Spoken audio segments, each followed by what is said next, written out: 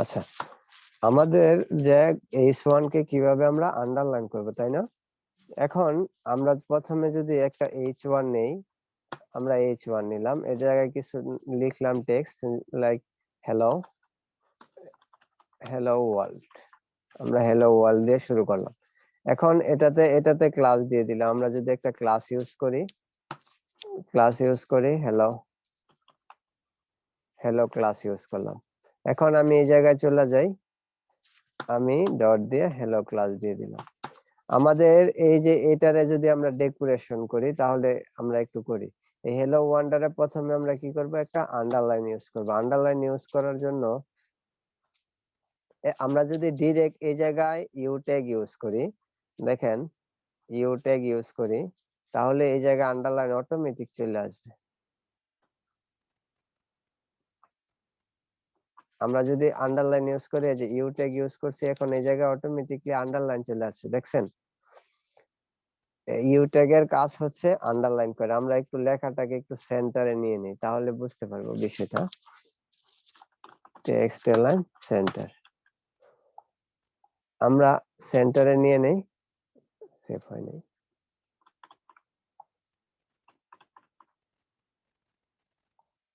কোথায় সেভ করছি?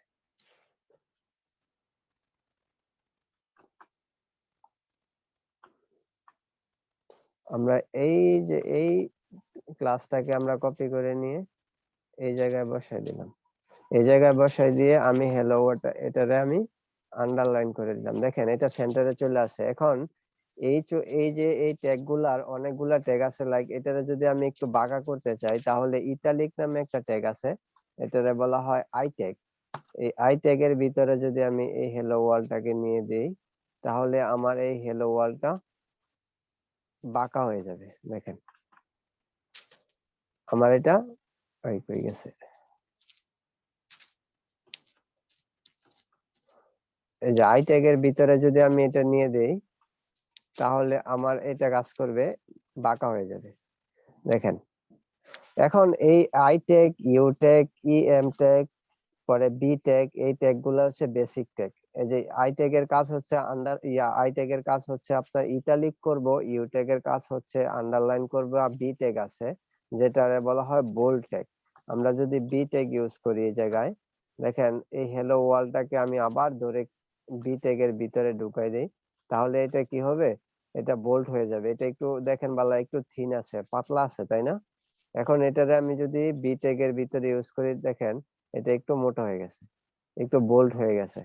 এই বি ট্যাগ এর পরিবর্তে যখন আমরা HTML5 ইউজ করি, এটার একটা আছে ইএম ইউজ করলে বি ট্যাগ এর কাজ করে। দেখেন আমি ইএম যদি ইউজ করি, তাহলে আমার এই জায়গায় বি ট্যাগ এর কাজটা করতেছে, দেখতে পাচ্ছি সবাই? জি। এটা হচ্ছে বেসিক কাজ। এখন যদি আমি আই ট্যাগটা উঠিয়ে দেই, তাহলে আমার কি হইব, এটা আই ট্যাগ এর এটা চলে যাবে, আমরা ইতালিকটা চলে যাবে। সেভ হয়নি। আচ্ছা, এই যে ভাই আমার ইএম ট্যাগটার কাজটা একটু আবার ইএম ট্যাগ এর কাজ হচ্ছে আমাদের বোল্ড করে, ঠিক আছে? ইএম ট্যাগ দিয়ে বোল্ড করা হয়। আচ্ছা আচ্ছা। ওকে, এখন এই ট্যাগ গুলো আমরা বুঝতে পারছি, বেসিক ট্যাগ গুলো। জি। আচ্ছা, আমরা তাহলে শিখছি কিভাবে আমাদের বক্স গুলা করা হয়, বক্সের কিভাবে লেখাগুলা ওভারফ্লো গুলা চেঞ্জ করা হয়। আচ্ছা, তাহলে আমাদের সেকেন্ড ধাপের কাজ হচ্ছে আমরা প্রত্যেকে আমরা টেবিল তৈরি করব একটা HTML এ। যেহেতু আমাদের বিভিন্ন শীট তৈরি করতে হয় HTML এ, আমরা টেবিল তৈরি করি। এর জন্য আরেকটা ডিভ নেই, যেটার নাম দেই TABLE, টেবিল। টেবিল নামে একটা দিলাম। এখন আমরা সবাই তো, আমার স্ক্রিনটা দেখা যাচ্ছে? জি। হ্যাঁ দেখা যায়। আচ্ছা, স্ক্রিনটা দেখা যাচ্ছে তো? দেখা যায়। জি ভাই দেখা যায়। আমরা সবাই রো কলাম চিনি তো, তাই না? জি। জি ভাই। আচ্ছা, এই জায়গায় কতটা রো আছে, কতটা কলাম আছে? 4টা রো 3টা কলাম। 3টা কলাম 4টা রো। আচ্ছা, তাহলে আমরা HTML এ সেম একই কাজ করব। ধরেন আমার এই পুরাটাকে কি বলা হয়, একটা ওয়ান লাইক এ টেবিল, তাই না? হ্যাঁ হ্যাঁ এখন জি এই টেবিল, এই যে এতটুকু কই, এই যে আমার এতটুকু, এটাকে কি বলা হয়, রো, তাই না? হ্যাঁ যেহেতু হ্যাঁ এটা টেবিলের রো, তাহলে কি লিখবো, TABLE, টেবিল র, তাই না? সমান সমান, যে আমরা HTML যেহেতু শর্টকাট ট্যাগ ইউজ করব, সেহেতু আমাদের এই টেবিল রো এর জন্য একটা শর্টকাটের টেবিলের টি আর রো এর আর, এজন্য এই শর্টকাট কি হচ্ছে, টিআর ট্যাগ। সবাই বুঝতে পারছি? জি জি জি ভাই। টিআর। আচ্ছা, পরে হচ্ছে এটা হচ্ছে আমাদের কলাম, তাই না? এই যে লম্বাটা, এটা টেবিল লম্বা কলাম কলাম, টিসি হবে মনে এজন্য হয়। Table TC column, TABLE, table column, এটা সম্পূর্ণ হয়েছে টিসি, তাই না? জি জি জি আচ্ছা, এখন আমরা প্রত্যেকটা টেবিলের এই যে উপরে দেখেন, এই জায়গায় যদি লেখা থাকে, উপরে লেখা থাকে নেম, পরেরটাতে লেখা থাকে আপনার, এই জায়গায় লেখা থাকবে রোল, পরেরটাতে লেখা থাকে সেকশন কিংবা ডিপার্টমেন্ট, তাই না? জি জি এই ধরনের লেখা থাকে না? এই যে আমরা নিচে কি করি, রোল নম্বর নেম দেই, রোল ইউজ করি, আবার ডিপার্টমেন্ট দেই, প্রত্যেকটা এরকমের এক একটা ডাটা আমরা ডাটা শিট মেনটেনেন্স করি। তাহলে এই যে উপরের যে নামগুলো আছে, নেম, রোল, ডিপার্টমেন্ট, এইগুলারে বলা হয় হেডিং। তাহলে যেহেতু এটা টেবিলের হেডিং, এজন্য টেবিল TH টিএইচ হবে ভাই। টেবিল হেডিং সমান সমান টিএইচ, আমরা টিএইচ ইউজ করব, ঠিক আছে? আর এই টিএইচ এর আন্ডারে যে নামগুলো আমরা যে লিখবো, লাইক আমরা আব্দুর রহমান, আব্দুল করিম, এই জিনিসগুলো লিখবো, রোল নম্বর 1 2, ডিপার্টমেন্ট ABC, এইসব জিনিস যে লিখবো, আমরা এইসব জিনিস লেখার জন্য আমরা যেহেতু এগুলা ইউজ করব, এগুলারে বলা হয় টেবিলের ডাটা, ঠিক আছে? টেবিল ডাটা সমান সমান টিডি টিডি। সবাই বুঝতে পারছি? জি জি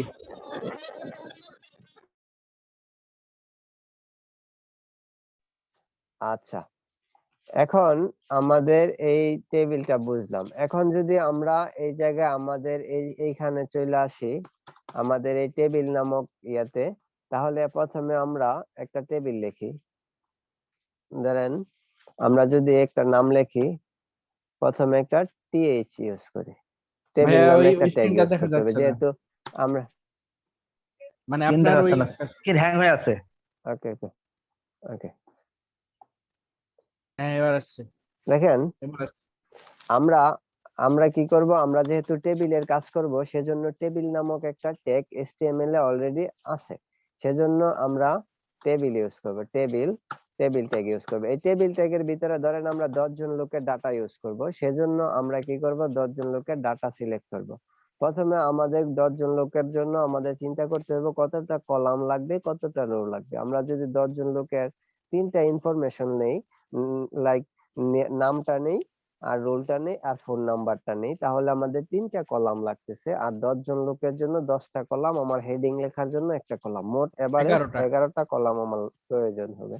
সেজন্য আমি প্রথমে একটা টিআর ইউজ করলাম, টিআর ইউজ করলাম। এই টিআর এর ভিতরে আমার থাকবে কি, নেম, রোল, আর হচ্ছে ফোন নাম্বার, এগুলা হচ্ছে 10টা রো, হেডিং। তাহলে কলাম না, 10টা টি রো।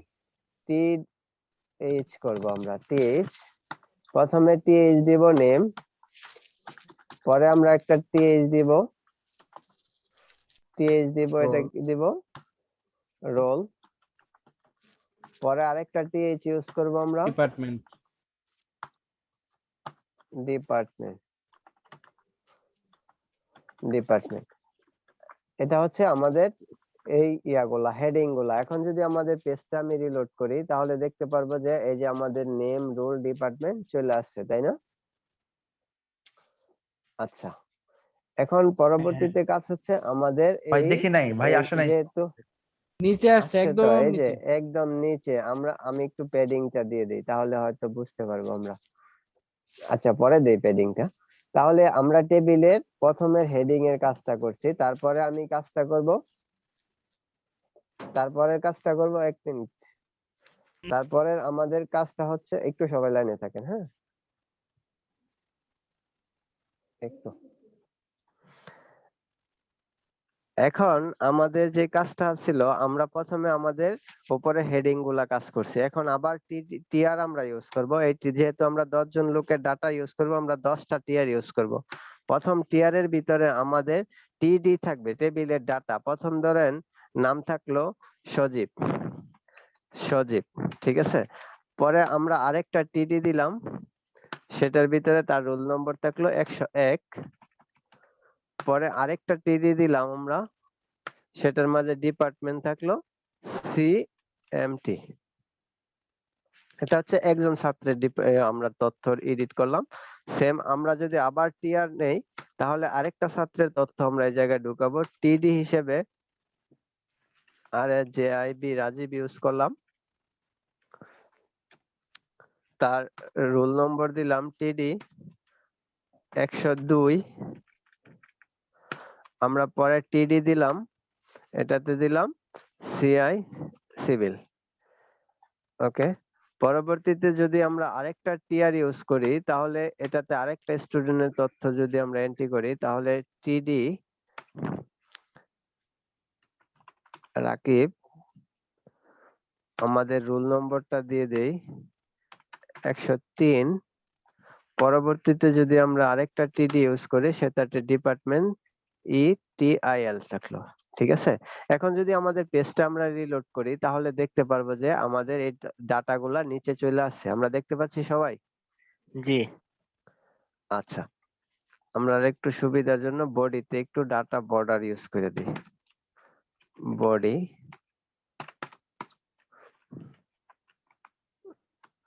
প্যাডিং 200 পিক্সেল, ফুল বডিতে একটা 200 পিক্সেলের প্যাডিং ইউজ করে দিলাম। এখন আমার লেখাগুলো মাঝখানে চলে আসে, তাই না? এখন আমি দেখতে পাচ্ছি আমি একটা টেবিল তৈরি করছি, কিন্তু আমাদের টেবিলের কোনো দাগ হয় নাই। লাইক আমাদের এই টেবিলের এদিক দিয়ে একটা রো থাকতো, এদিক দিয়ে একটা রো থাকতো, পুরাটা যেমন একদম ফ্ল্যাট হয়ে রয়েছে। সেম কোনো বোঝার মতন নাই যে এটা একটা টেবিল অবস্থায় আছে। সেজন্য আমরা আমাদের কোডে চলে যাই, আমরা এই জায়গায় দেখতে পারবো টেবিল নামে একটা আছে। এই জায়গায় একটা প্রপার্টি ইউজ করতে হয়, টেবিল বর্ডার। আমরা বর্ডারের একটা রেঞ্জ দিয়ে দিই, আমরা 1 পিক্সেল বর্ডার রেঞ্জ দিয়ে দিলাম।